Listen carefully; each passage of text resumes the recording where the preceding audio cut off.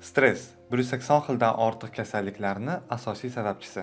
Assalomu alaykum, men ismim Dilshod Yakubov, dalillarga asoslangan biohacking mutaxassisiman. Biz ko'p eshitamiz, hamma kasalliklarning asosiy sababi bu stress, hamma kasallik stressdan kelib chiqadi. Xo'p, odam stress bo'lganda o'z organizmida qanaqa jarayonlar yuzaga keladiki, biz kasal bo'lamiz? Stress yuzaga kelganda organizmda ikkita asosiy jarayon yuzaga keladi. Kelinglar shuni birma-bir tahlil qilib ko'ramiz. Undan oldin stress o'zi bizga nimaga kerakligini tushunsak, o'sha bo'lib o'tadigan mexanizmlarni chuqurroq tushunishimizga osonroq bo'ladi. Stress o'zi insonlarga biron bir yuzaga kelgan qiyinchilik yoki bo'lmasam bir xavf bilan kurashish yoki undan qochish uchun asosan kerak bo'ladigan organizm reaksiyasi. Mana misol uchun bizani ota-bobolarimiz ko'chmanchi xalq bo'lishgan va o'tovlarda, ochiq joylarda ko'p yashashgan. Ya'niki hayotlari xavflarga va har xil sinovlarga ko'p boy bo'lgan. Stress yuzaga kelganda, ya'ni biz biron bir xavfni yoki biron bir dushmanni ko'rganimizda, organizmimizda stress yuzaga keladi va signal bo'ladi. Ur yoki qoch degan.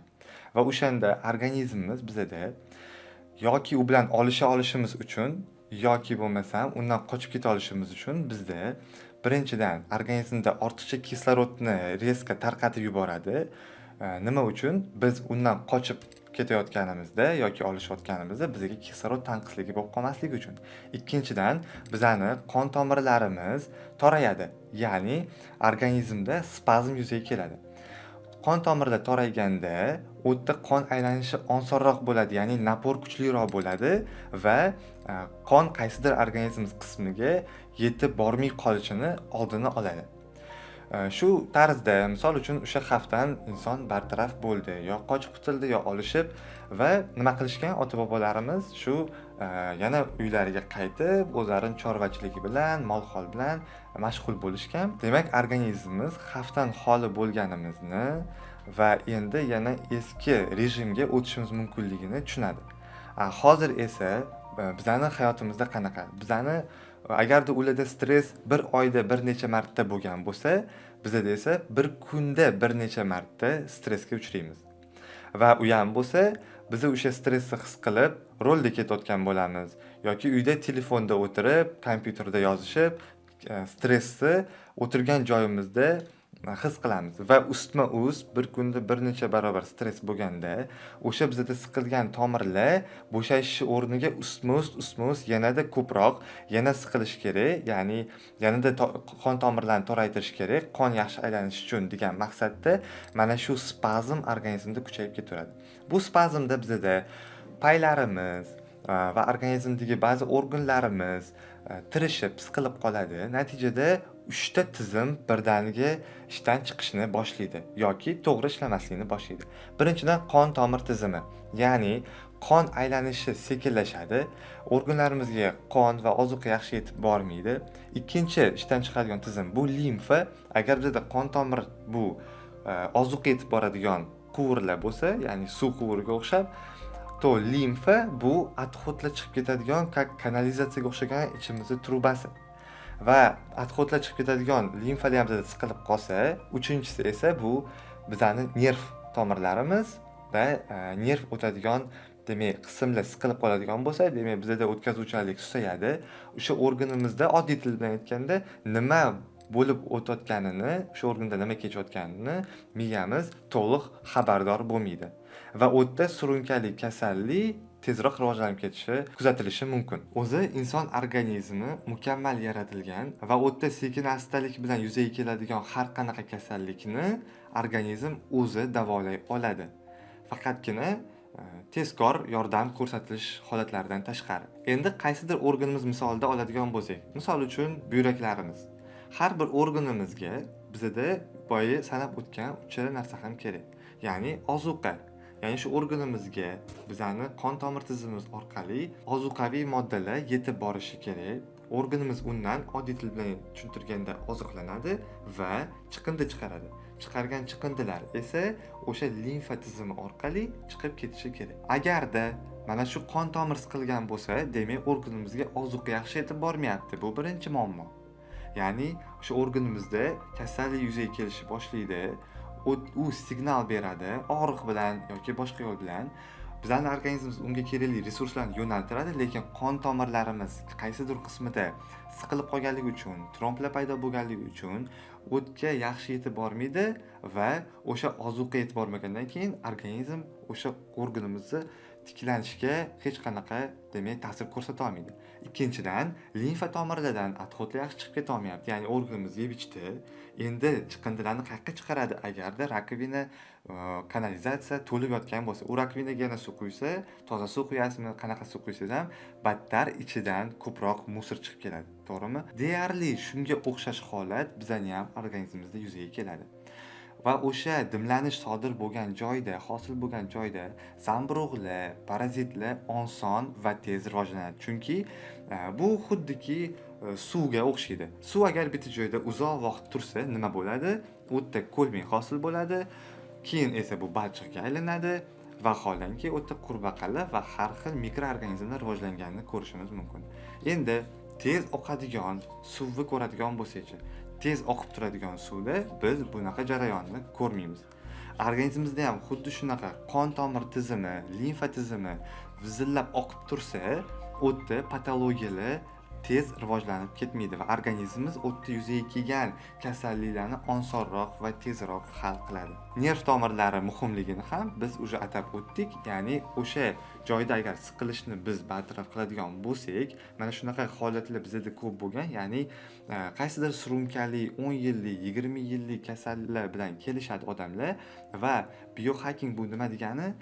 Mana shu kasallikni asl ildizini topib, xuddi mana hakerlar programmani vzlom qilgan kabi organizmni aynan o'sha kerakli knopkasini vzlom qilib yoqib yuborsa, o'sha tizim to'g'ri ishlab ketsa, bo'ldi, unga hech qanaqa kuchli dori-darmonlar, gormonlar kerak bo'lmaydi.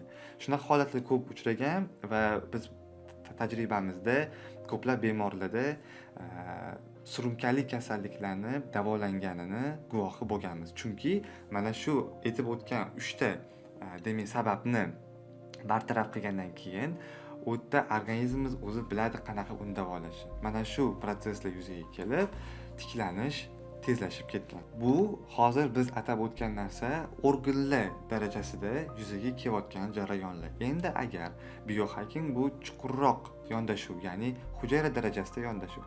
Hujayra darajasida nima yuzaga keladi? Boya aytib o'tganimizdek, bu bizning ikkinchi asosiy stressdan yuzaga keladigan kasalligimiz sababchilari.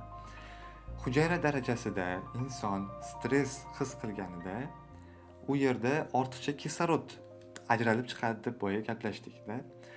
Ya'ni ortiqcha kislorod bizda erkin radikallarga, ya'ni kislorodning faol turlariga aylanadi. Ularni atab qiyinlashtirmaymiz.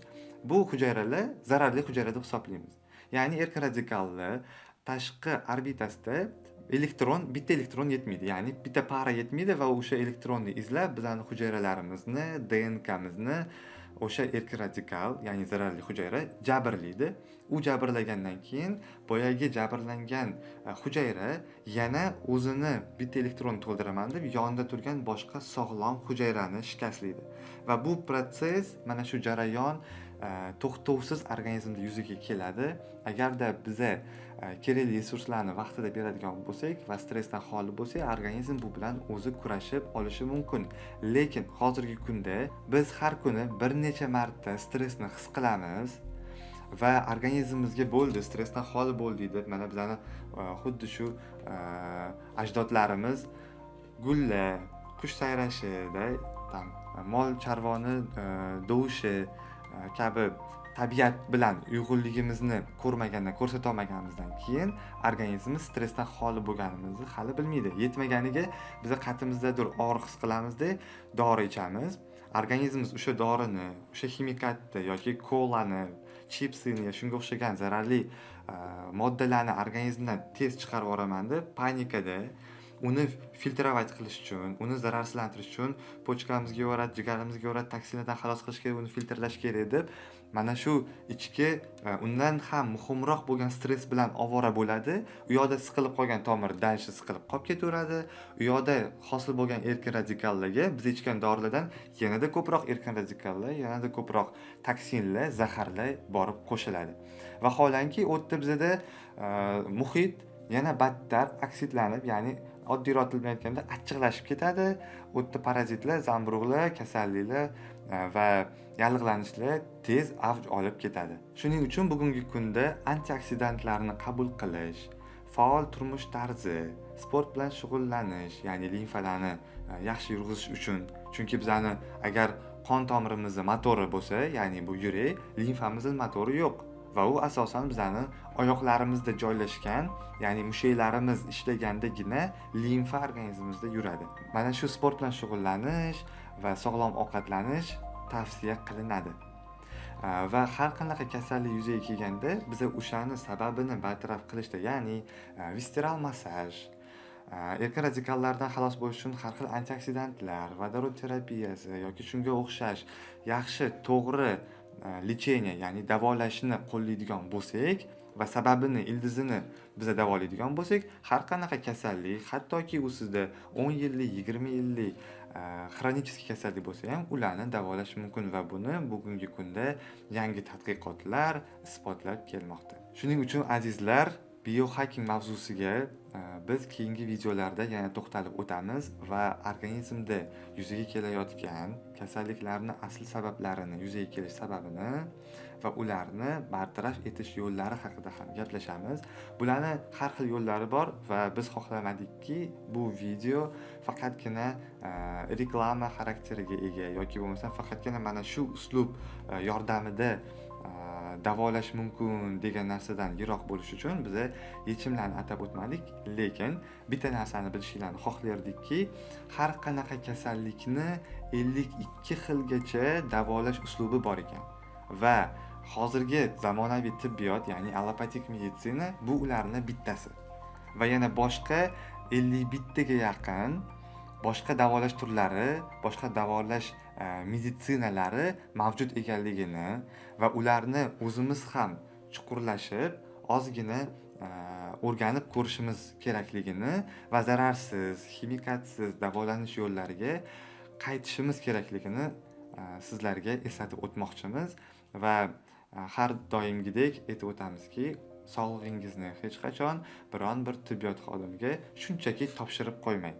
Balki ular bilan maslahatlashgan holda va o'zingiz ham sog'lig'ingizga befarq bo'lmasdan uni davolashda hissangizni qo'shing, hayot tarzingizni to'g'irlang, ovqatlanishni to'g'irlang va biohacking mavzusiga chuqurlashishni tilab qolamiz.